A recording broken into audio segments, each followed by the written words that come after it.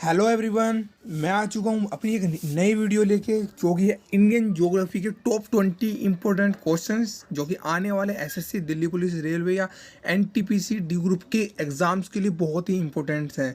तो इस 20 क्वेश्चंस को जो कि इंडियन ज्योग्राफी से रिलेटेड है, पूरी वीडियो को देखिएगा। सभी प्रॉपर एक्सप्लेनेशन के साथ अभी सभी क्वेश्चंस को मैं बताऊँगा। तो वीडियो को स्टार्ट करते हैं।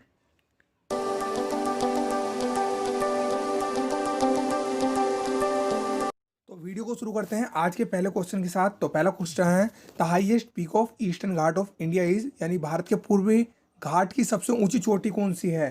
तो बता दूं कि महेंद्रगिरी पूर्वी घाट की सबसे ऊंची चोटी है जो कि उड़ीसा राज्य में स्थित है। और पश्चिमी घाट की जो सबसे ऊंची चोटी है वो अन्नामलाई पहाड़ी पर अन्नाईमुड़ी चोटी है। बात करें दूसरे क्वेश्चन की, दूसरा क्वेश्चन है, विच of the following state is smallest in area, कौन सा राज्य क्षेत्रफल में छोटा है। इन चार ऑप्शन के हिसाब से मैं बताना कि कौन सा राज्य सबसे छोटा है। तो गुजरात, कर्नाटका, तमिलनाडु, आंध्र प्रदेश। गुजरात की बात करूँ तो गुजरात 5वें नंबर पे राज्य के क्षेत्रफल में सबसे 5वें नंबर पे स्थित है, जबकि कर्नाटका 6ठे नंबर पे, आंध्र प्रदेश 8वें नंबर पे, तमिलनाडु 11वें नंबर पे। तो हमारे क्वेश्चन के हिसाब से गुजरात जो कि 5वें नंबर पे अपने एरिया में आता है, ऑल ओवर इंडिया में सभी स्टेट में, तो इसका सही ऑप्शन है गुजरात। बढ़ते हैं अगले क्वेश्चन की ओर। Which is the largest man made lake, यानी मानव निर्मित सबसे बड़ी झील कौन सी है। बेकाल, वूलर, गोविंद सागर या राणा प्रताप सागर। तो सही ऑप्शन है गोविंद सागर, क्योंकि जो गोविंद सागर झील है बिलासपुर डिस्ट्रिक्ट हिमाचल प्रदेश में, वो सतलज रिवर पर, जो कि हिमाचल प्रदेश में बहने वाली नदी है, सिखों के 10वें गुरु गोविंद श्री गुरु गोविंद सिंह के नाम पर इसका नाम गुरु गोविंद सिंह सागर पड़ा, जो कि भारत की सबसे बड़ी मानव निर्मित झील मानी जाती है। लेकिन ऐसा है नहीं, ब्राज़ील में भी एक झील है जो कि विश्व की सबसे बड़ी मानव निर्मित झीलों में से मानी जाती है। बढ़ते हैं अगले क्वेश्चन की ओर। Which one is the highest plateau in India, भारत में सबसे ऊंचा पठार कौन सा है। तो सबसे ऊंचा पठार है दक्कन का पठार। ये भारत में तकरीबन 7 राज्यों तक फैला हुआ है दक्कन का पठार, इसलिए इसे भारत का सबसे ऊंचा पठार माना जाता है। अब बढ़ते हैं अगले क्वेश्चन की ओर। The Himalaya range is an example of, यानी हिमालय पर्वत श्रृंखला किसका उदाहरण है। तो इसका सही ऑप्शन होना चाहिए वलित पर्वत। ये है वलित पर्वत, फोल्ड माउंटेन, इसका सही ऑप्शन है। अब बढ़ते हैं अगले क्वेश्चन की ओर। तो अगला क्वेश्चन है, the red soil, colour of red soil is due to the rusting of, यानी लाल मिट्टी का जो लाल रंग होता है वो किस कारण से होता है।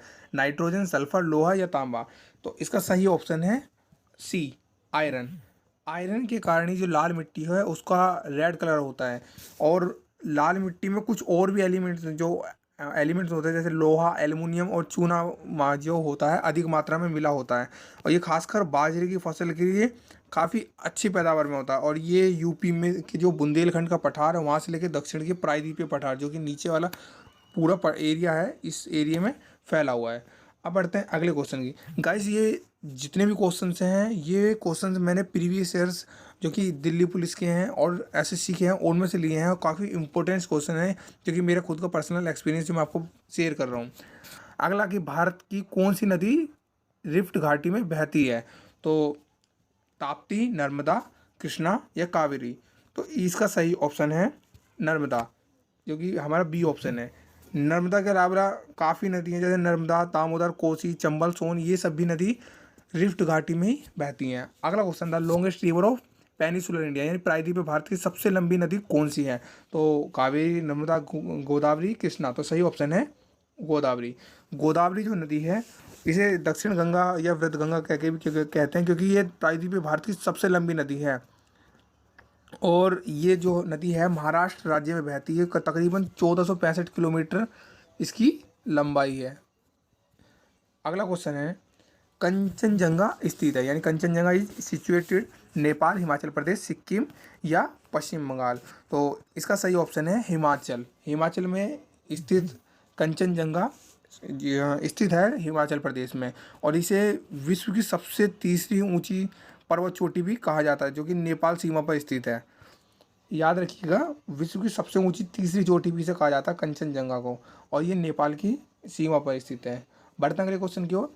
अगला क्वेश्चन है, Majuli the largest river island in the world lies in the state of, Majuli विश्व का सबसे बड़ा नदी द्वीप किस राज्य में स्थित है? तो अरुणाचल प्रदेश, असम, सिक्किम, मिजोरम। तो इसका सही ऑप्शन है असम। असम जो कि मांजुली है, नदी पर बहने वाला, नदी पर स्थित एक द्वीप है, और जो असम की ब्रह्मपुत्र नदी के मध्य में बसा हुआ एक द्वीप है। असम के राज्य में जो ब्रह्मपुत्र नदी है, जो सबसे बड़ी नदी, उसमें स्थित है ये मांजुली है। अगला, the southern point in India is, Bharat का दक्षिणतम बिंदु कौन सा है? तो मैं आपको बता दूं, जैसे गौर माता केंद्र बिंदु था, इंद्रकोल या इंदिरा पॉइंट।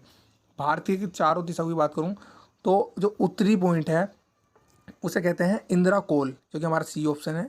और जो दक्षिणतम बिंदु है उसे कहते हैं इंदिरा पॉइंट। और जो पी यानी कि की बिंदु था है, वो है आपका अरुणाचल प्रदेश में की बिंदु था।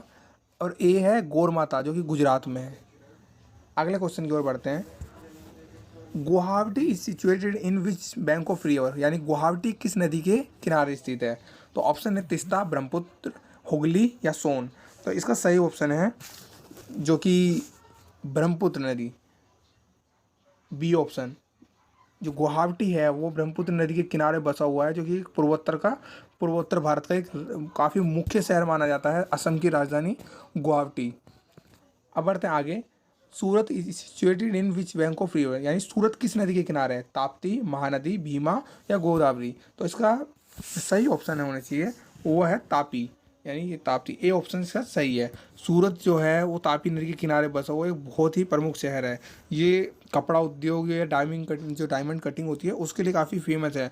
इसलिए इसका नाम सिल्क सिटी और डायमंड सिटी के नाम से भी हम कई बार इसे बुलाते हैं। और कई बार पेपर में से पूछा जाता है कि डायमंड सिटी किसे कहते हैं या सिल्क सिटी किसे कहा जाता है। तो बढ़ते हैं अगले क्वेश्चन की ओर। Which of the following river is not the tributary of Ganga, यानी कौन सी नदी गंगा की सहायक नदी नहीं है? तो ऑप्शन है इंद्रावती, सोन, यमुना, गोदावरी। तो इसका जो सही ऑप्शन है वो है इंद्रावती। जो इंद्रावती है वो गंगा की सहायक नदी नहीं है। सोन, गोमती, यमुना और काफ़ी गंडक वगैरह जो नदी हैं, कोसी, ये सब गंगा की सहायक नदी हैं। और बताऊं गंगा के बारे में, तो गंगा को बांग्लादेश में पद्मा भी कहते हैं। कई बार ये क्वेश्चन पूछा जाता है कि गंगा को बांग्लादेश में किस नाम से कहते हैं, तो पद्मा। और गंगा को कोई उद्गम स्थल नहीं है, ये दो नदियों के समायोजन से मिलने वाली एक नदी है। अलकनंदा और भागीरथी जो कि देवप्रयाग में मिलती हैं, उन दोनों के समायोजन से बनने वाली नदी है। बढ़ते हैं अगले क्वेश्चन की ओर। जोरजिला पास कनेक्ट, यानी जोरजिला दर्रा जोड़ता है। तो नेपाल और तिब्बत को, लेह और कारगिल को, लेह और श्रीनगर को, कश्मीर और तिब्बत को। जो जोरजिला दर्रा है वो हिमालय की जास्कर पर्वत श्रेणी में स्थित है, और ये नेशनल हाईवे फर्स्ट डी जो है उसको जोड़ता है। और ये जम्मू कश्मीर का इम्पोर्टेंट होने के कारण ये लेह और श्रीनगर को जोड़ता है। याद रखिएगा, लेह और श्रीनगर को जोड़ता है। अब बढ़ते हैं अगले क्वेश्चन की ओर।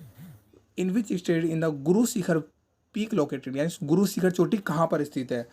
तो राजस्थान, गुजरात, मध्य प्रदेश, महाराष्ट्र। तो इसका सही ऑप्शन है राजस्थान। जो ये अरावली पर्वत, जो पर्वतमाला है, उसका उच्चतम बिंदु माना जाता है गुरु शिखर चोटी। और ये है अरावली पर्वतमाला का सबसे ऊंचा बिंदु है गुरु शिखर चोटी, जो कि राजस्थान में अरबुदा पहाड़ों में एक चोटी है। अरबुदा पहाड़ है, उसमें एक चोटी है। बढ़ते हैं अगले क्वेश्चन की ओर। Which river flow between the Satpura and the विद्यावंश, यानी विद्यांचल। कौन सी नदी सतपुड़ा और विंध्याचल के बीच में बहती है?